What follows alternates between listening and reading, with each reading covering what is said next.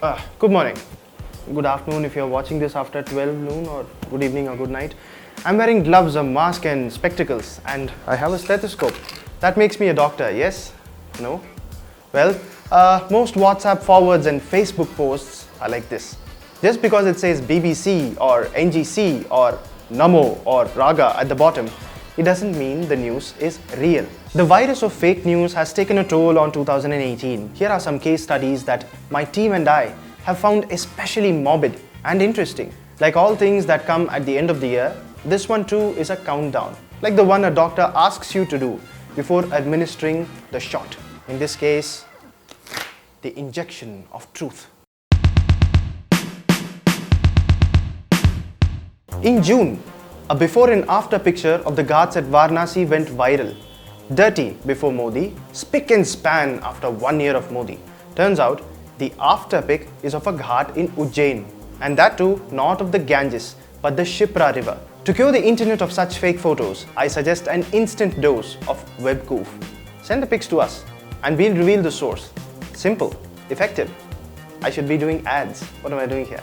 Anyway, the Prime Minister has been the butt of a host of other fake news and scams this year. Let's see. WhatsApp messages asking users to apply for the Ayushman Bharat scheme, a fleecing website that sought to take all your personal details, a message that claimed the PM was giving away 10,000 rupees to girl children via the Sukanya Yojana, and another 12,000 rupees as reward for the applicants of the PM Awas Yojana. Claim that the Prime Minister was introducing a scholarship scheme for class 10 and 12 students across the country, and also supposedly giving away cycles to students on Independence Day. All of these fake. The PM's online avatar is seriously infected. Be careful before each interaction. Are you anti-Nehru? Fine. Do you think the first Prime Minister of India is the worst thing to have happened to the country? Okay. But do you think he said he was Muslim by culture and Hindu by accident? Now that's where we draw the line. You can't club opinion with fake news. Jawaharlal Nehru has borne the brunt of a number of fake news reports, articles and forwards on social media this year for just being him, having been him.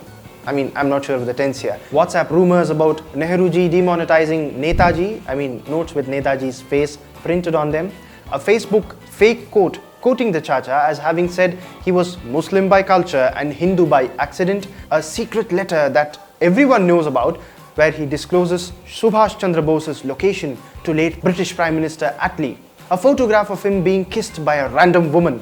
The said random woman was his niece. The letter had quite a few spellos including Attlee's name.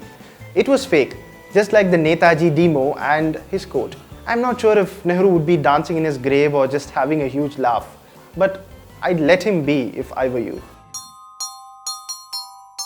2018 kicked off with the gory rape and murder of an 8-year-old girl child in Kathua. The murder was soon given a communal color and numerous fake scenarios and supposed facts emerged online. The most viral of which was the 7-point card shared by Shanknath, which puts forth 7 facts of the case. Occasionally, the only way to eliminate a disease is to strike at its root, at the place of origin.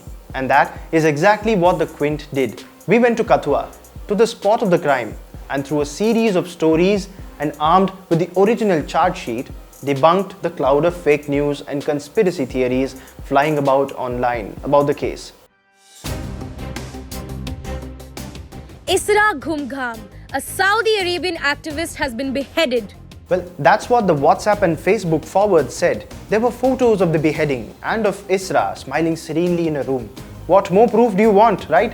Well, I'd settle for some actual proof. Turns out, images of beheading were from 2015, not this year. They were of a woman who was beheaded for allegedly killing her stepdaughter.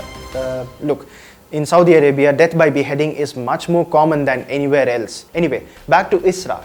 Her photo is also not really her photo. The photo is of Samar Badawi, another Saudi Arabian activist. Both Isra and Samar Badawi are very much alive.